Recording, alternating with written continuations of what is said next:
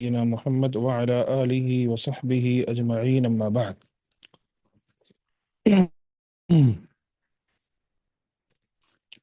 ہم نے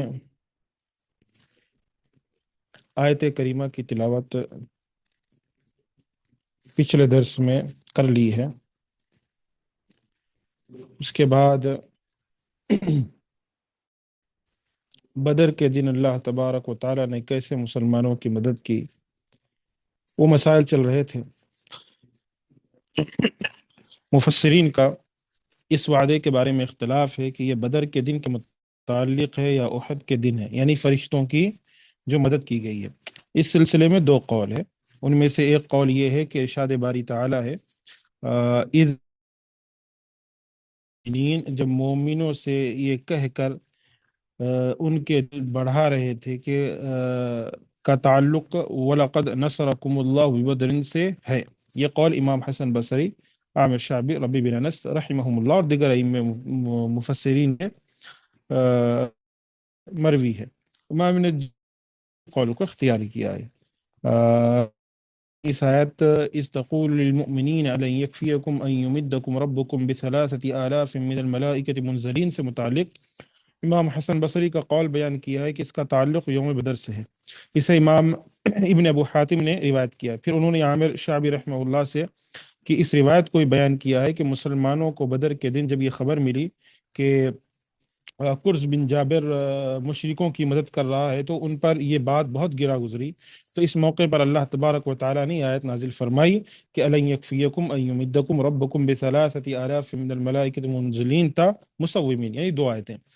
کیا یہ کافی نہیں ہے کہ تمہارا پروردگار 3000 فرشتے نازل کر کے تمہاری مدد کرے جو خاص نشان والے ہوں گے، جبکہ زکویہ خبر کو پہنچی کہ مشرکوں کو شکست ہوگی تو اس نے ان کی مدد سے ہاتھ کھینچ لیا، یعنی جب اس شخص کو جو مشرکوں کی مدد کر رہا تھا جب اس کو پتہ چلا کہ مشرکوں کی شکست ہونے والی ہے تو اس نے اپنے ہاتھوں کو باہر یعنی کھینچ لیا کہ مدد نہیں کرے گا۔ اللہ نے بھی 5000 فرشتوں کو نازل نہیں فرمایا، واللہ عالم۔ یہ اقوال ذکر کیے جائے۔ ربیع بن انس کا قول ہے کہ ربیع بن انس کا قول ہے کہ اللہ نے مسلمانوں کی 1000 فرشتوں سے مدد فرمائی، پھر فرشتوں کی تعداد 3000 ہو گئی، اس کے بعد یہ تعداد 5000 تک یعنی اس کی تعداد 3000 اس کے بعد 5000 ہو گئی۔ تو مسلمانوں کی اللہ تبارک و تعالیٰ نے پہلے 1000 سے مدد کی، پھر 3000 سے، پھر اس کے بعد 5000 سے۔ یہ بھی ایک قول ذکر کیا گیا۔ اگر یہ کہا جائے کہ اس قول کی بنیاد پر اس آیت اور قصہ بدر سے متعلق اس آیت میں تطبیق کس طرح ہوگی تو استستغیثون ربکم فاستجاب لکم انی ممدکم بألف من الملائکۃ مردفین، جب تم اپنے پروردگار سے فریاد کرتے تھے تو اس نے تمہاری دعا قبول کر لی اور فرمایا تسلی رکھو، بے شک میں 1000 فرشتوں سے جو ایک دوسرے کے پیچھے آتے جائیں گے تمہاری مدد کروں گا۔ تو اس کا جواب یہ ہے کہ یہاں 1000 کی تعداد کا مذکور ہونا 3000 یا اس سے زائد تعداد کے منافی نہیں ہے۔ بتانے کا مقصد یہ ہے کہ اتنی لمبی پوری بحث پڑھنے کے بجائے اگر میں مختصر طریقے سے آپ کو یہ پورا نچوڑ ذکر کروں تو اہل علم کا اس کے اندر اختلاف ہے۔ بعض اہل علم نے کہا کہ نہیں، بدر نہیں بلکہ احد کے دن اللہ تبارک و تعالیٰ نے مدد کی مسلمانوں کی یہ 1000 فرشتوں سے۔ بعض اہل علم نے کہا کہ نہیں، بلکہ ایک شخص تھا جو کافروں کی مدد کرنے والا تھا۔ جب مسلمانوں کو پتہ چلا تو مسلمان بڑے غمزدہ ہوئے، تو یعنی صحابہ کرام، تو اللہ تبارک و تعالیٰ نے کہا کہ نہیں، میں تمہاری مدد کروں گا، ٹھیک ہے۔ تو اللہ تبارک و تعالیٰ نے ان کی مدد کے لیے آسمان سے فرشتے بھیجے، لیکن جب وہ کافر جو کافروں کی مدد کرنے والا تھا، وہ مشرک، وہ پیچھے ہٹ گیا تو اللہ تبارک و تعالیٰ نے بھی مدد نہیں بھیجی کہ اب ضرورت نہیں ہے۔ اور بعض علم کا کہنا ہے کہ نہیں، اللہ تبارک و تعالیٰ نے مدد کی پہلے 1000 کے ذریعے سے، پھر اسی طریقے سے دھیرے دھیرے 3000 فرشتے بھیجے اللہ نے مدد کے لیے، پھر 5000 فرشتے بھیجے۔ اتنا ضرور ہے کہ اللہ تبارک و تعالیٰ نے اس موقع پر فرشتوں کے ذریعے سے مسلمانوں کی مدد کی، ٹھیک ہے۔ جیسا کہ نیچے جو ہے آپ پیج نمبر 691 کے پاس آئی ہے، حارثہ بن مزرب سے، اور انہوں نے علی بن ابی طالب سے روایت کیا ہے کہ بدر کے دن فرشتوں کی نشانی سفید اونی لباس تھا، فرشتوں کے گھوڑوں کے پیشانیوں پر بھی نشان تھے، ٹھیک ہے۔ مقول کا قول یہ ہے کہ ان کے نشان یہ تھے کہ انہوں نے پگڑیاں باندھی ہوئی تھیں، اور ان کی پگڑیاں سیاہ رنگ کی تھیں، اور غزوہ حنین کے دن ان کی پگڑیوں کا رنگ سرخ تھا، یعنی لال تھا۔ ابن عباس سے روایت ہے کہ فرشتوں نے عملی طور پر غزوہ بدر ہی میں حصہ لیا تھا۔ تو کہنے کا مقصد یہ ہے کہ فرشتوں نے غزوہ بدر میں حصہ لیا، مسلمانوں کی مدد کی تھی۔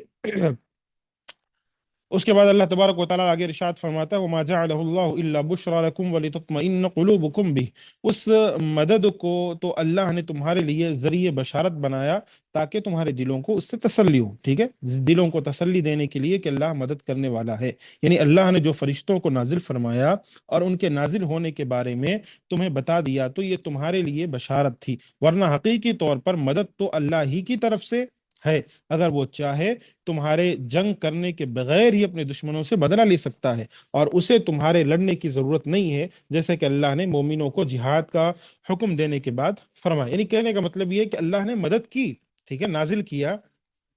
تاکہ مسلمانوں کو تسلی ہو، تاکہ مسلمانوں کے اندر صحابہ کرام کو جو ہے تسلی مل سکے، ورنہ اللہ تبارک و تعالیٰ کو کیا ضرورت ہے کہ فرشتوں کو بھیجے؟ اللہ بنا جنگ کے بھی، یعنی جنگ ہونے نہ دے اور کافروں کو ویسے ہی قتل کر دے یا کافروں کو ویسے ہی مار دے، اللہ ہر چیز پر قادر ہے، ٹھیک ہے۔ تو اس سے یہ ہرگز کوئی مطلب نہ نکالے کہ نہیں اللہ تبارک و تعالیٰ کو صحابہ کی ضرورت تھی، یا اللہ تبارک و تعالیٰ کو جو ہے یعنی فرشتوں کی مدد لینی پڑی ورنہ اللہ مدد نہیں کر سکتا، نہیں، ایسے الفاظ نہیں، اللہ ہر چیز پر قادر ہے۔ یہ تو اللہ نے امتحان کے لیے دنیا میں انسان کو بھیجا ہے، اور ایمان کا امتحان لیا جاتا ہے کہ کون کتنا پختہ ایمان پر ہے اور کتنا اللہ اور اس کے رسول سے محبت کرنے والا ہے۔ آگے اللہ تبارک و تعالیٰ ارشاد فرماتا ہے کہ ذالک ولو یشاء اللہ لانتصر منہم، یعنی ایک دوسری کیا کہتے ہیں سورہ محمد میں ارشاد فرماتا ہے اللہ کہ ذالک ولو یشاء اللہ لانتصر منہم ولکن لیبلو بعضکم ببعض والذین قتلوا فی سبیل اللہ فلن یضل اعمالہم سیہدیہم ویصلح بالہم ویدخلہم الجنۃ عرفہا لہم۔ اور یہ حکم یاد رکھو، اور اگر اللہ چاہتا تو خود ہی ان سے انتقام لے لیتا، لیکن اس نے چاہا کہ تمہاری آزمائش ایک کو دوسرے سے لڑوا کر کرے، اور جو لوگ اللہ کی راہ میں مارے گئے ان کے عملوں کو ہرگز ضائع نہیں کرے گا، بلکہ ان کو سیدھے راستے پر چلائے گا اور ان کی حالت درست کر دے گا، اور ان کو بہشت یعنی جنت میں ان کا مقام ہے جس سے ان کو شناسا کر رکھا ہے داخل کرے گا۔ یعنی کہنے کا مطلب یہ ہے کہ جو لوگ بھی اللہ کے راستے میں لڑے ہیں، ایسا نہیں ہے کہ ان کے عمل ضائع ہو گئے، نہیں، بلکہ اللہ تبارک و تعالیٰ نے ان کو بہت بڑا اجر دیا ہے۔ اس لیے یہاں فرمایا وما جعلہ اللہ الا بشرا لکم ولتطمئن قلوبکم بہ وما النصر الا من عند اللہ العزیز الحکیم، اس مدد کو اللہ نے تمہارے لیے ذریعہ بشارت بنایا تاکہ تمہارے دلوں کو اس سے تسلی حاصل ہو، ورنہ مدد تو اللہ ہی کی ہے جو غالب اور حکمت والا ہے، یعنی اس سے اس قدر غلبہ حاصل ہے کہ اس کا مقابلہ نہیں کیا جا سکتا، اس کی تقدیر، اس کے تمام احکامات حکمت پر مبنی ہے۔ تو یہاں اللہ تبارک و تعالیٰ نے مسلمانوں کی جو مدد کی، صحابہ کی، تو اس سے کوئی یہ ہرگز مطلب نہ نکالے کہ اللہ قادر نہیں ہے۔ دیکھو اللہ نے فرشتوں کی مدد لی تب کہیں جا کر جنگ بدر میں اللہ نہیں، اللہ قادر ہے۔ اللہ نے صحابہ کو تسلی کے لیے بھیجا تھا فرشتوں کو، اور ساتھ میں صحابہ کرام کو اللہ تبارک و تعالیٰ نے یہ آزمایا۔ یہ ایک آزمائش تھی جن میں صحابہ کرام پختہ اترے، اور پھر اللہ تبارک و تعالیٰ نے ان کو بشارتیں سنی۔ اس کا ہرگز مطلب نہیں کہ اللہ کو کسی شخص کی یا کسی کی حاجت نہیں، ہمیں اسلام کی حاجت ہے، اللہ کو ہماری حاجت نہیں، یاد رکھیے گا، ٹھیک ہے۔ ہمیں اسلام کی ضرورت ہے، ہمیں اللہ کی ضرورت ہے۔ ہم جو ہے ہمیں چاہیے کہ اللہ تبارک و تعالی ہم سے محبت کرے، ہمیں چاہیے کہ ہم اسلام میں ڈٹے رہیں، ہمیں چاہیے کہ ہم نبی سے محبت ہے، ہمیں ضرورت ہے، اللہ کو ہماری ضرورت نہیں ہے، ٹھیک ہے۔ ہمیں اللہ کی ضرورت ہے، ہمیں اسلام کی ضرورت ہے، ہمیں نبی کی ضرورت ہے۔ کوئی شخص یہ نہیں کہ ہم نہیں ہوں گے تو اسلام نہیں ہونا، یہ ایسی باتیں نہیں ہے۔ اللہ کو ضرورت نہیں ہے تمہاری، بلکہ اگر تم گناہوں پر مصر رہو گے تو اللہ تم کو ختم کر کے ایسی قوم لائے گا جو اللہ کی عبادت کرے گی۔ تو اسی لیے ہمیں اس بات کا خیال رکھنا چاہیے۔ پھر اللہ نے فرمایا لِيَقْطَعَ طَرَفًا مِّنَ الَّذِينَ كَفَرُوا، تاکہ کافروں کی ایک جماعت کو ہلاک کر دے، او یکبتہم، یا انہیں ذلیل کر دے، انہیں غصے سے مغلوب لوٹا دے کہ انہیں تمہارے مقابلے میں اپنے مقاصد حاصل نہیں ہو سکے، اسی لیے فرمایا فتنقلبوا خائبین، تو جیسے آئے تھے ویسے ہی ناکام واپس جائیں کہ انہیں جو امید تھی اسے وہ حاصل نہیں کر سکے۔ پھر اللہ نے درمیان میں ایک ایسا جملہ بیان فرما دیا کہ جس سے یہ حقیقت آشکار ہوتی ہے کہ دنیا اور آخرت میں صرف اسی وحدہ لا شریک کا حکم چلتا ہے، لیس لک من الامر شیء، اے پیغمبر اس کام میں آپ کو کچھ اختیار نہیں ہے، بلکہ تمام تر تصرف اختیار میرا ہی ہے، ٹھیک ہے، یہ اللہ کا اختیار ہے، کوئی کسی نبی کا اختیار نہیں ہے، کسی پیر کا اختیار نہیں، کسی بڑے کا اختیار نہیں، کسی بوڑھے کا اختیار نہیں، کسی مرید کا اختیار کسی کا نہیں۔ فَإِنَّمَا عَلَيْكَ الْبَلَاغُ وَعَلَيْنَا الْحِسَابُ، تو آپ کا کام ہمارے احکام پہنچا دینا ہے، ہمارا کام حساب لینا ہے۔ فرمایا لَيْسَ عَلَيْكَ هُدَاهُمْ وَلَكِنَّ اللَّهَ يَهْدِي مَن يَشَاءُ، اے نبی آپ ان لوگوں کی ہدایت کے ذمہ دار نہیں ہیں، بلکہ اللہ جس کو چاہتا ہے ہدایت دیتا ہے۔ فرمایا انک لا تہدی من احببت ولکن اللہ یہدی من یشاء، بے شک آپ جسے چاہیں ہدایت نہیں دے سکتے، نہیں کر سکتے، بلکہ اللہ ہی جس کو چاہتا ہدایت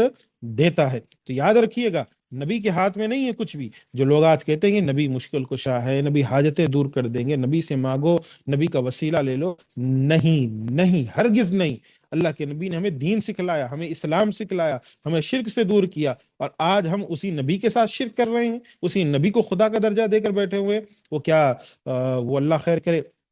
کیا قوالیاں ہیں وہ کیا کہتے ہیں محمد کے شہر مکہ چھکا ہوا، کیا محمد کے شہر میں ایسے الفاظ جو ہے، اور پھر اس قسم کے الفاظ، اللہ خیر کرے، یہ کیسی بکواس باتیں ہیں، یہ کیسی کیا کہتے ہیں غلط باتیں ہیں، یہ کیسی شرکیہ باتیں ہیں کہ جس کی وجہ سے آپ نے اللہ کو خدا کا درجہ دیا۔ نبی کے ہاتھ میں اختیارات نہیں ہیں، نبی کا کام وحی لے کر آنا تھا، ہمیں اسلام پہنچانا تھا، ہمیں دین پہنچانا تھا۔ ہدایت کون دیتا ہے؟ اللہ دیتا ہے۔ لیس لک من الامر شیء کی تفسیر میں کہا کہ اس کا مفہوم یہ ہے کہ پیغمبر میرے بندوں کے بارے میں آپ کا کوئی حکم نہیں سوائے ان کے کہ جن کے بارے میں نے تمہیں حکم دیا۔ پھر اللہ نے کفار کی باقی اقسام کا ذکر کرتے ہوئے فرمایا او یتوب علیہم، یا اللہ ان کے حال پر مہربانی کرے، انہیں کفر سے نکال کر ضلالت کے بعد ہدایت عطا فرمائے، او یعذبہم، یا ان کے کفر اور گناہوں کی وجہ سے دنیا اور آخرت میں انہیں اپنے عذاب میں مبتلا کر دے، فإنہم ظالمون، کیونکہ وہ ظالم ہیں اور اسی بات کے مستحق ہیں۔ تو ہمیں یہ بات سمجھ میں آئی کہ اللہ کے پاس سارے اختیارات ہیں، نبی کے پاس اختیارات نہیں ہیں، نہ اللہ نے وہ چیزیں، اللہ نے جو چیزیں دی ہیں نبی کے پاس ہیں، اللہ نے بعض چیزیں نبی کو بتلائیں، نبی نے ہمیں بتلائیں، لیکن نبی کو اختیارات دے دینا کہ نبی ساری چیزیں جانتے ہیں، نبی عالم الغیب ہیں، نبی کریم صلی اللہ علیہ وسلم کل کیا ہونے والا ہے وہ جانتے ہیں، نبی کریم صلی اللہ علیہ وسلم کو ساری چیزوں کا خبر ہے، یہ بات بالکل جائز نہیں، صحیح نہیں ہے۔ بلکہ عالم الغیب والشہادہ، بلکہ غیب کی باتیں جاننے والا کون ہے؟ اللہ، وعنده مفاتیح الغیب لا يعلمها الا هو، غیب کی چابیاں اس کے پاس ہے، کسی اور کے پاس نہیں ہے۔ اور پھر نبی کے وسیلے سے نبی کا توسل اختیار کرنا یہ بھی صحیح نہیں ہے، کیونکہ شریعت نے ہمیں واضح طریقے سے سکھلایا، نہ صحابہ نے کبھی ایسا عمل کیا۔ ہاں نبی جب تک زندہ تھے نبی کا صحابہ کرام وسیلہ لیا کرتے تھے، نبی کے پاس جا کر دعائیں کرایا کرتے تھے، جیسے کہ نماز فجر کی دوسری رکعت میں رکوع سے اٹھنے کے بعد کہتے ہیں اے اللہ، یعنی اللہ کے رسول صلی اللہ علیہ وسلم نے لعنت بھیجی، یعنی جب آپ نماز فجر پڑھی اس کے بعد جب دوسرے رکوع سے آپ سر اٹھائے تو آپ نے فرمایا سمع اللہ لمن حمد ربنا ولک الحمد کے بعد آپ نے بد دعا دی، اللہم لعن فلانا وفلانا فلانا، اے اللہ فلاں فلاں فلاں شخص پر لعنت فرما۔ چنانچہ اللہ نے اس آیت کو نازل فرمایا لیس لک من الامر شیء، اے پیغمبر اس کام میں آپ کو کچھ اختیار نہیں۔ امام احمد نے بھی سالم کی اپنے باپ سے اس حدیث کو روایت کیا کہ میں نے رسول صلی اللہ علیہ وسلم کو یہ فرماتے سنا کہ اللہم لعن فلان، اللہم العن الحارث بن حاشم، اللہم لعن سہیل بن عمر، اللہم لعن صفوان بن امیہ۔ اللہ کے نبی لعنت بھیج رہے تھے، اللہ فلاں شخص پر لعنت فرما، اے اللہ حارث بن ہشام پر لعنت فرما، اے اللہ سہیل بن عمر پر لعنت فرما، اے اللہ صفوان بن امیہ پر لعنت فرما۔ تو اسی موقع پر یہ آیت کریمہ نازل ہوئی لیس لک من الامر شیء او یتوب علیہم او یعذبہم فانہم ظالمون، ٹھیک ہے۔ امام بخاری نے ابو ہریرہ رضی اللہ عنہ سے مروی اس حدیث کو بھی بیان فرمایا کہ رسول جب کسی کے لیے دعا یا بد دعا کا ارادہ فرماتے تو رکوع کے بعد قنوت کرتے۔ راوی نے بسا اوقات یہ بھی کہا ہے کہ آپ فرماتے آپ سمع اللہ لمن حمدہ اللہم ربنا لک الحمد کے بعد فرماتے اللہم انجل ولید ابن ولید اے اللہ ولید بن ولید، سلمہ بن ہشام، عیاش عیاش بن ابی ربیعہ اور کمزور مومنوں کو نجات عطا فرما۔ اے اللہ خاندان مضر کے لوگوں پر اپنی گرفت کو اور مضبوط کر۔ اے اللہ انہیں اسی طرح قحط سالی مبتلا فرما دے جس طرح یوسف کے دور میں قحط پڑا تھا۔ آپ ان کلمات کو بلند آواز سے پڑھتے، نماز فجر میں بعض اوقات عرب کے مختلف خاندانوں کے نام لے کر اس طرح بددعا فرمایا کرتے تھے: اللہم لعن فلانا و فلانا، اے اللہ فلاں فلاں پر لعنت فرما۔ تو اللہ نے یہ آیت نازل فرمائی: لیس لک من الامر شیء۔ امام بخاری نے حمید اور ثابت کے حوالے سے انس بن مالک کی روایت کو بیان کیا ہے کہ احد کے دن نبی کا سر مبارک زخمی ہو گیا تو آپ نے فرمایا: کیف یفلح قوم شجوا نبیہم، وہ قوم کس طرح فلاح پائے گی جس نے اپنے نبی کے سر کو زخمی کر دیا۔ تو اس موقع پر یہ آیت نازل ہوئی، ٹھیک ہے۔ اس کے الگ الگ شان نزول ذکر کیا جا رہا ہے اس آیت کا۔ امام احمد نے انس کی روایت کو بیان کیا ہے کہ احد کے دن نبی کا دانت مبارک شہید ہو گیا اور آپ کی پیشانی پر زخم آیا جس کی وجہ سے خون بہ کر چہرے اقدس پر اتر آیا، یعنی اللہ کے رسول صلی اللہ علیہ وسلم کا خون بہنے لگا۔ تو آپ صلی اللہ علیہ وسلم نے ارشاد فرمایا کہ وہ قوم کس طرح فلاح پائے گی جس نے اپنے نبی کے ساتھ یہ سلوک کیا جبکہ انہیں اپنے رب عز و جل کی طرف سے دعوت دے رہے تھے۔ تو اللہ نے اس موقع پر اس آیت کریمہ کو نازل فرمایا۔ اسے امام مسلم نے بھی روایت کیا۔ پھر اللہ نے فرمایا: وَلِلَّهِ مَا فِي السَّمَاوَاتِ وَمَا فِي الْأَرْضِ، یعنی آسمانوں اور زمین میں جو کچھ ہے وہ اسی کی ملکیت ہے، یعنی آسمانوں اور زمین میں سب رہنے والے اسی کے غلام اور بندے ہیں۔ یغفر لمن یشاء ویعذب من یشاء، وہ جسے چاہے بخش دے، جسے چاہے عذاب دے، اسی کا تصرف اختیار ہے، کوئی اس کے حکم کو ٹال نہیں سکتا، جو کچھ وہ کرتا ہے اسے وہ پوچھ نہیں سکتا جبکہ ان سب سے باز پرس ہوگی، یعنی اللہ جو کرے گا کوئی سوال کرنے والا نہیں، لیکن ہم جو کریں گے ہمارا رب ہم سے سوال کرے گا۔ واللہ غفور الرحیم، اللہ بخشنے والا بڑا مہربان ہے۔ آگے سود کے تعلق سے بہت اہم بات چل رہی ہے۔ اعوذ باللہ من الشیطان الرجیم، بسم اللہ الرحمن الرحیم۔ یا ایہا الذین آمنوا لا تأکلوا الربا اضعافا مضاعفہ واتقوا اللہ لعلکم تفلحون واتقوا النار التي اعدت للکافرین واطیعوا اللہ والرسول لعلکم ترحمون وسارعوا الى مغفرة من ربکم وجنة عرضها السماوات والارض اعدت للمتقین الذين ينفقون في السراء والضراء والكاظمين الغيظ والعافين عن الناس والله يحب المحسنين۔ اے لوگو جو ایمان لائے ہو، بڑھا چڑھا کر سود نہ کھاؤ، اللہ سے ڈرو تاکہ تمہیں نجات مل سکے، اور آگ سے ڈرو جو کافروں کے لیے تیار کی گئی ہے۔ اللہ اور اس کے رسول کی فرمانبرداری کرو تاکہ تم پر رحم کیا جائے۔ اپنے رب کی بخشش اور اس جنت کی طرف دوڑو جس کی چوڑائی آسمانوں اور زمین کے برابر ہے، جو پرہیزگاروں کے لیے تیار کی گئی ہے۔ وہ لوگ جو خوشی اور سختی کے موقع پر اللہ کی راہ میں خرچ کرتے ہیں اور غصہ پی جانے والے اور لوگوں کو معاف کر دینے والے ہیں، اللہ نیکوکاروں کو پسند کرتا ہے۔ والذین اذا فعلوا فاحشہ او ظلموا انفسهم ذکروا اللہ فاستغفروا لذنوبهم ومن یغفر الذنوب الا اللہ ولم يصروا على ما فعلوا وهم يعلمون اولئک جزاؤهم مغفرة من ربهم وجنات تجری من تحتها الانہار خالدین فیہا ونعم اجر العاملین۔ اور وہ لوگ جو کوئی برا، یعنی وہ لوگ جو جب کوئی برا کام کر بیٹھتے ہیں یا اپنے آپ پر ظلم کر گزرتے ہیں تو اللہ کو یاد کرتے ہیں، پھر اپنے گناہوں کی بخشش مانگتے ہیں، اور اللہ کے سوا کون گناہوں کو بخشتا ہے، اور وہ اپنے کیے پر جان بوجھ کر اصرار نہیں کرتے، وہی لوگ ہیں جن کا بدلہ ان کے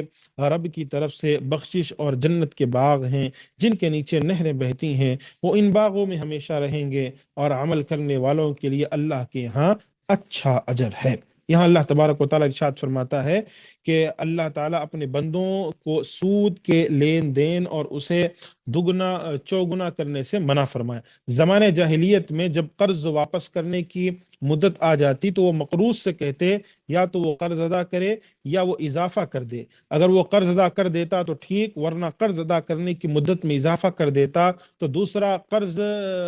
کی مقدار میں اضافہ کر دیتا، اسی طرح ہر سال ہوتا، جس کی وجہ سے بسا اوقات قرض کی معمولی رقم بڑھتے بڑھتے بہت زیادہ رقم کی صورت اختیار کر جاتی ہے۔ اللہ نے اپنے بندوں کو اس سلسلے میں تقوی اختیار کرنے کا حکم دیا تاکہ وہ دنیا و آخرت میں کامیابی و کامرانی حاصل کر سکیں۔ ایسا نہ کرنے کی صورت میں جہنم کی آگ سے ڈراتے ہوئے فرمایا وَاتَّقُوا النَّارَ الَّتِي أُعِدَّتْ لِلْكَافِرِينَ وَأَطِيعُوا اللَّهَ وَالرَّسُولَ لَعَلَّكُمْ تُرْحَمُونَ، اور دوزخ کی آگ سے بچو جو کافروں کے لیے تیار کی گئی ہے، اللہ اور اس کے رسول کی اطاعت کرو تاکہ تم پر رحمت کی جائے۔ یعنی ہمارے پاس آج کل اگر ہم دیکھیں تو سودی لین دین بڑا عام ہے، ٹھیک ہے، بینکوں کے ذریعے سے سود لیا جاتا ہے جو کہ حرام ہے۔ سود کی ایک قسم اور ہے جو ہمارے معاشرے کے اندر عام ہے، وہ سود ہے جو کریڈٹ کارڈ کے ذریعے سے لیا جاتا ہے، ٹھیک ہے، کریڈٹ کارڈ کے ذریعے سے لیا جانے والا سود۔ اور اسی طریقے سے قسط میں جو ہمارے پاس ای ایم آئی کی جو صورت ہے، جو ابھی فی الحال ای ایم آئی کی صورت ہے، ای ایم آئی پر جو قسط وار جو ہے پیسے فون وغیرہ خریدتے ہیں، اس کے اندر بھی سود رہتا ہے، ٹھیک ہے، اس کے اندر بھی سود شامل رہتا ہے، کیونکہ وہ لوگ آپ کو یہ باضابطہ یا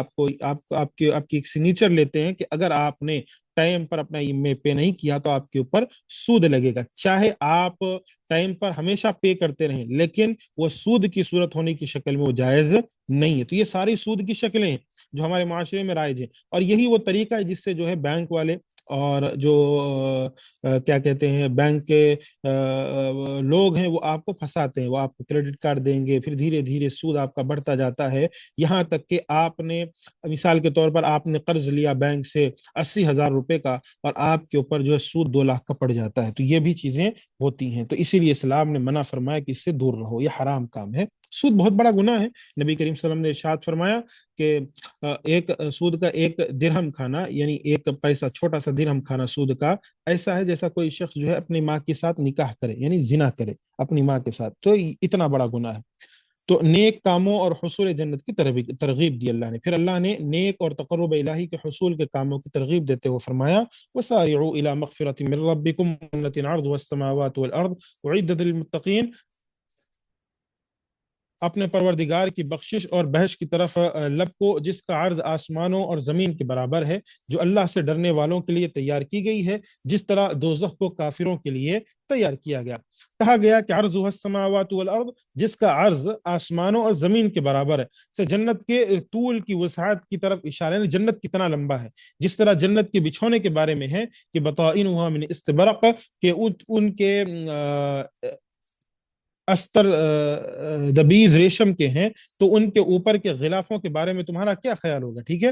اور یہ بھی یہ کہا گیا کہ جنت کا عرض بھی اس کے طول ہی کی طرح ہے، کیونکہ یہ عرش الہی کے تلے ایک قبے کی صورت میں ہے، اور گول چیز کا عرض اور طول وہی کی طرح ہوتا ہے، یعنی گول چیز کوئی ہے تو اس کی لمبائی اور چوڑائی دونوں بھی جو ہے ایک ہی ہوتی ہے۔ تو اس کی تائید صحیح بخاری کی اس حدیث میں ہے کہ جو تم اللہ سے جنت کا سوال کرو تو اسے جنت الفردوس کا سوال کرو، یہ سب سے اعلیٰ اور افضل جنت ہے، اس سے جنت کی نہریں جاری ہوتی ہیں، اور اس کے اوپر رحمان کا عرش ہے۔ اللہ ہم سب کو جنت الفردوس میں داخلہ عطا فرمائے۔ یہ آیت اسی طرح ہے جیسا کہ سورہ حدید کی آیت ہے کہ سابقوا الی مغفرۃ من ربکم وجنۃ عرضها کعرض السماء والارض، اپنے پروردگار کی بخشش کی طرف اور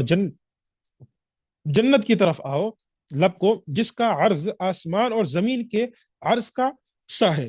یعنی جتنا آسمان و زمین ہے نا اتنا ہی جنت ہے۔ امام